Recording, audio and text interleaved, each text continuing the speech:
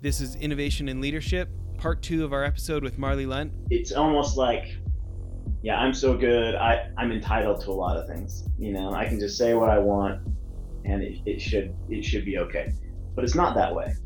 But it's human nature, and it's tempting. And so when I start feeling like that, I kind of just take a step back and remember, some of these past stories. This is another episode of our Innovation and Leadership series where we interview pro athletes, world-class musicians, CEOs, Hollywood filmmakers, and a wide variety of other high achievers. Also, I want to talk to you about one of our show's sponsors. I met these guys back on episode 6. CEO Zach Smith was telling me all about starting a skateboard company and how much he hated doing the bookkeeping for a skateboard shop, and how he really got led to start this business, Bookly, that's a hybrid combining bookkeeping software and human services. And I'll tell you why I let him become a sponsor. It's because I use their service now. I don't love paying $50 an hour for bookkeepers to do stuff that I know software could do way, way cheaper. But I don't love bookkeeping at all. So I want a real live human who knows what they're talking about to help me with the stuff I don't understand. Probably the straw that broke the camel's back for me, though, the thing that put me over the top was that they could do my taxes and payroll also. So totally suggest checking them out. Go to their website, bookly.co, and check out their flat rates. I've been super happy with them. So now on to today's episode. Marley, when we were leaving off on the part 1, you were talking about kind of some of the history behind these methodologies that have helped, Toyota become such a juggernaut in the auto industry, and that so many of the other manufacturers and now, finance and healthcare and these different industries have learned from these methodologies that helped originally from the World War II war effort and new folks coming into it. Thinking about somebody who might be listening today who they already are a lean practitioner. They're already into operational excellence or continuous improvement. What do you feel like in your career, whether it's, studying what O.C. Tanner does or in your time at Boeing or working on the real estate stuff, what do you feel like is something that you wouldn't have learned except for having done it yourself? Like, that's not necessarily just in the books. Yeah. I actually read like 40 lean books before I went and did this on my own. And I was a failure when I first started. I think the number one thing that I had to learn is how to work with people. Really how to listen and care.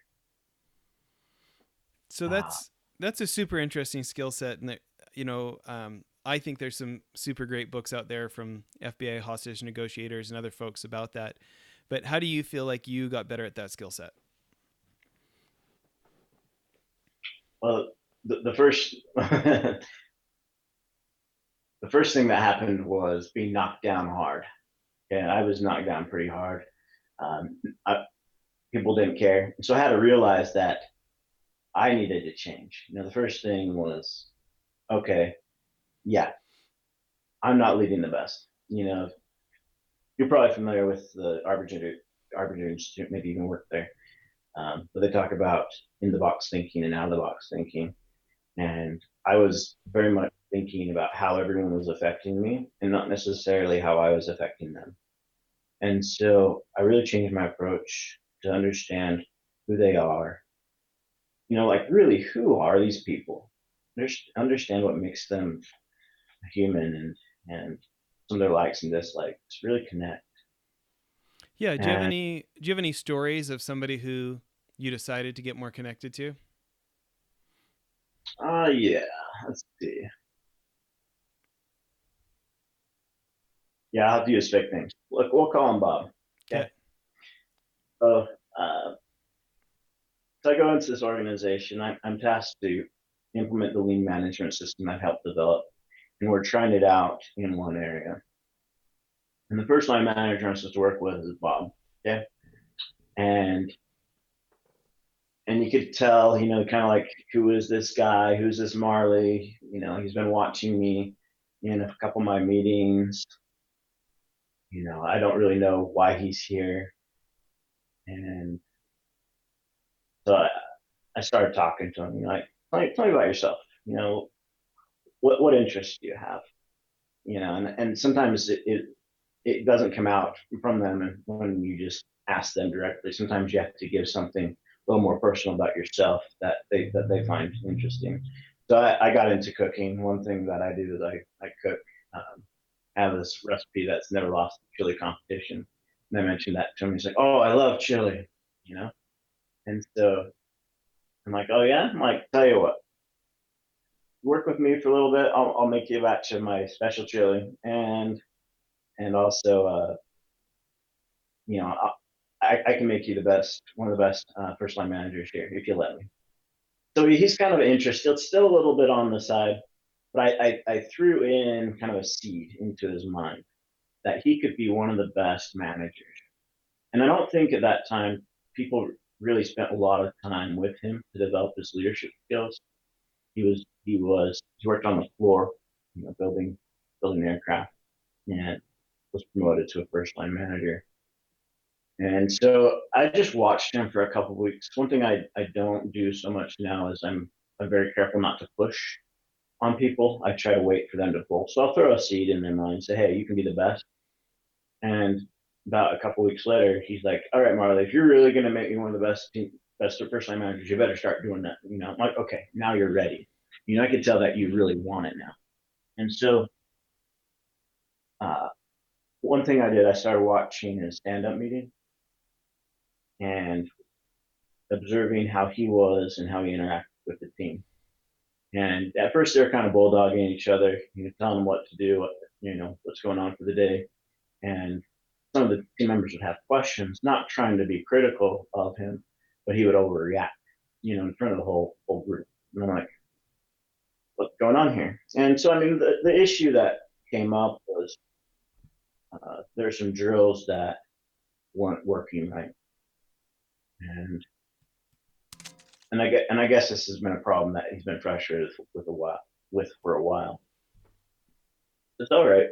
Well, let's go look at go look around. Let's go look at the area. Tell me what's really happening. It's like, well, every time they say a drill comes back, um,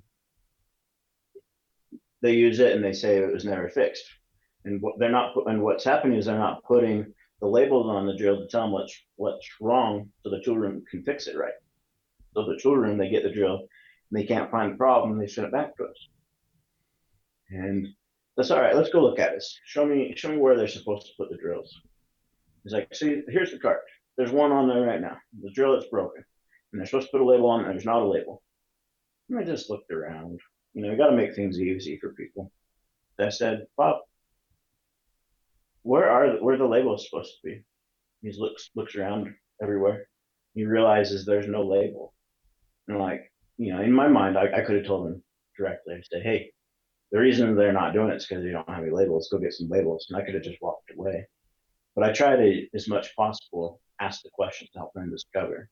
So I think what happened is he worked in this environment so long that he can blind us to what was really out there. So I started sharpening his eye to look at what's really happening. And then, the next thing that I did with him is I started using what I call leader standard work to help him document what do you need to do on a daily, weekly, monthly basis to be effective.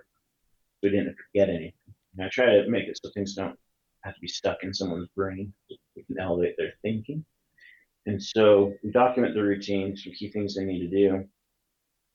And a week later, Bob pulls me off on the side. And he's like, "Because Marley, um, I, I don't know what happened, but it's like a miracle just happened." I'm like, "What do you mean?" He's like, "Man, I don't have to come into work anymore early. I can come in 15 minutes early. I was coming in an hour early. I was staying an hour late. I can leave right on time." I'm like, "Oh yeah?" He's like, "Yeah, it's so great." And he's like, "You don't know, you really don't know how much this means to me. My father's actually dying, and every minute is precious." And so you could see it. He started believing. I made his work easier.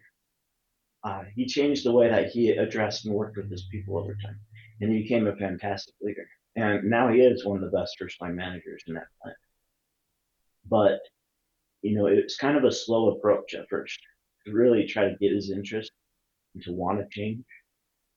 And I had no idea. I had no idea that his father was in the hospital, uh, and dying. That's not something people just come out and tell you. Uh, but I gave him more time with his family. That's a big thing for me. When we do, and it's not just about the business. It's about how do we make it so people can feel more alive and have energy to go spend quality time with their families and build family. Because if they go home and they're frustrated, uh, and they get frustrated with their family, that's that's not a good way to live. If we want to really build society, we can have a really big impact from the work environment if we can help people grow, so they can contribute more. Our sponsor for this episode of Innovation and Leadership is Skillshare. If you're not familiar with them, they're an online learning platform with over 18,000 classes on business and marketing and entrepreneurship and technology and lots of other classes too, illustration, other things I'm interested in. They've given us a special offer where for the listeners of our show, you can get 2 months for just 99 cents where you can see all these 18,000 classes, unlimited access. It's skillshare.com/leader. And I think what I like about them most is their high quality classes that are from high credibility instructors, content marketing right from Contently, or the one I took was last was email marketing right from MailChimp, where these are folks who are obviously seeing millions of other people's email marketing campaigns go out, so they really are kind of a high credibility source of information. So again, it's skillshare.com/leader, 99 cents for complete access to all their courses for the next 2 months. One last time, skillshare.com/leader. Thanks. But I think it's such a good point. It's such a humanizing thing, right? Because facts and figures and this program or that sheet, like it can get lost or it can get boring or it can get all sorts of things. But when you bring it down to that human element of now I'm getting my work done in the actual 8 hours I'm supposed to instead of all the extra work, and you get such a human and a humanizing story of why that mattered for someone, right? You can then consider, what are the benefits? To me, it makes me wonder what are the other benefits that everybody else got if they were able to start going home from work on time and not frustrated, and who are they with their family when they get there? This whole quality of life thing, and you talk about this, considering each of these individuals as an individual, right?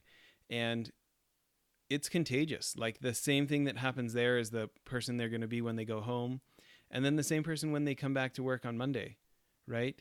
This whole idea of we have a work life and a home life and they're different. It's kind of true. It's kind of not true. I don't know if you've ever had a coworker who's in the middle of a divorce or a coworker who has a kid in the hospital, but productivity at work is drastically impacted by what's going on at home, right? Yeah. And and the the other way reverse. around, what's going on at home can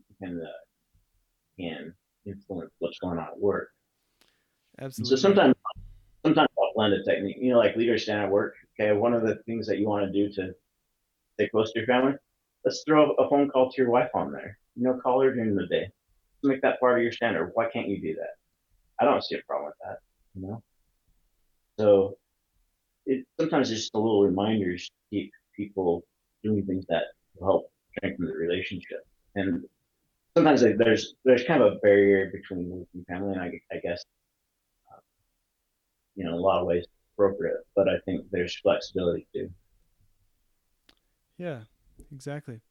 So when you think about this idea of thinking about individuals as an individual, right? And kind of checking ourselves. Do you have any tools or tricks of ways that you help rein yourself in to take a look in the mirror and see if you've got any blind spots or things you do to remind yourself to do this kind of work? I think one is reflecting on the past experiences. A lot of these stories, they mean a lot to me, and I reflect about them in my mind often. And so helping me remember how I was in those situations can keep me in check. uh, as you get a lot of success, and I've had a lot of success in my career, you know, uh, you want it's almost like, yeah, I'm so good. I'm entitled to a lot of things. I can just say what I want, and it should be okay. But it's not that way. But human nature, and it's tempting. And so when I start feeling like that, I kind of just take a step back and remember, some of these past stories and how engaged. Because if I start down the other path, I know I'm going to fall apart. And I've seen it with other people. So I have other bad examples that I keep in my mind, what not to do. And so I kind of balance those things out in my mind. Now the book, the Leadership into Self-Deception, that's a great one. And that Anatomy of Peace is a great one too, to help. It's not, the world's out there, but they're not all out to get you. A lot of it, how you're engaging with them. And so if you have a mindset of that you're a victim, you're not going to get anywhere in any of them. You have control. It's your life. Everyone has agency. And so you have to really be careful not to get in the blaming game. There's another way about it. I used to play chess a lot, quite good for a number of years. And I remember one game that I was playing, and the guy, he's on the other side of me. And he's like, "All right, looks like, do you want to resign? There's no way for you to win." And I'm at a tournament. I'm like, like there's got to be another way. And I studied that board for 10, 15 minutes, and I found a way. And it wasn't necessarily what was going on the board. It was what was going on in the face of the individual. I could tell which piece he was very sensitive to. I kind of watched how they were reacting to certain pieces on the board when I looked at them, and, uh, and so I found another way out of it and was able to win the game. So I try to, how do I put it, a bit abstract. I try to look at things in different angles. There's got to be another way. Maybe it's not through me. Maybe someone is better. They'll listen to their coworker, um, David, better. So I'll go talk to David, and maybe he can go and talk to the other person. It doesn't always have to be me. I don't have to be the person that changes the whole organization. I try to find ways to partner with people and look at other angles. Interesting. Well, I know we're closing in on the end of episode 2 here. What do you feel like is a good way to close, or like the best advice you've ever been given, or the the principle of all these different principles of lean leadership that have meant the most to you?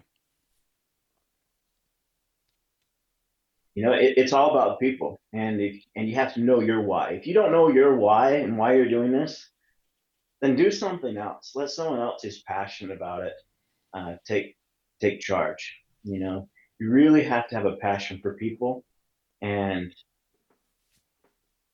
that's the biggest thing. If you don't have that, then maybe you should consider doing something else, or maybe finding someone who has that passion, so that maybe you have it within you, but you have a hard time expressing it. And so if it's expression that you're having a problem with, maybe go through Toastmasters, find ways to learn how to publicly speak with people, and just do it. Wake up the next day, forgive yourself of everything that you did wrong the day before. Promise you're going to do something different, and try. You got to try. That's great. Well, listen, where, for people who are interested in your consulting services, is the best place to reach out to you on LinkedIn, or what's the best way? LinkedIn is great. You can just find me there, Marley Lunt, or you can send me an email, marley.lunt@gmail.com. Also, if anyone's interested, I have all the original training with industry documents I talked about in the last episode, and they're free. Just give me a shout. I'll send them to you. A lot of the companies use the material, or consulting firms use the material, but they don't tell you about it. So I just want to make sure that's available to people who are interested. Thanks so much. Well, thanks for making time for us. You're welcome. Thanks for having me. Okay, thanks so much. Well, that's it for the episode. one other thing I wanted to tell you about. If you remember the guys from Convoy in episodes back, Ken Free and Trent Mano, I went on one of their CEO trips to New York, and I met a guy named Brent Thompson, very successful entrepreneur. He was former CEO of Jive Communications, big company now, I think $300 or $400 million. Anyways, he started a new company called blipbillboards.com. I'm super stoked they're a sponsor now. But I remember a year and some ago when I met him, I thought it was genius. Instead of having to buy 6 months or a year's worth of billboard for thousands of dollars, you can buy 8 seconds at a time for like 10 or 20 cents. You pick what billboard you want it on, what time of day you want it to run, and it just puts so much power in the hands of marketers and CEOs who want to try something and see if it works. You can buy as many or as few as you want, change it as many times as you want. I think now our podcast is being advertised on billboards in like 18 different states because we have these guys as sponsors. We're pretty excited about it. Hope you check out blipbillboards.com. Thanks.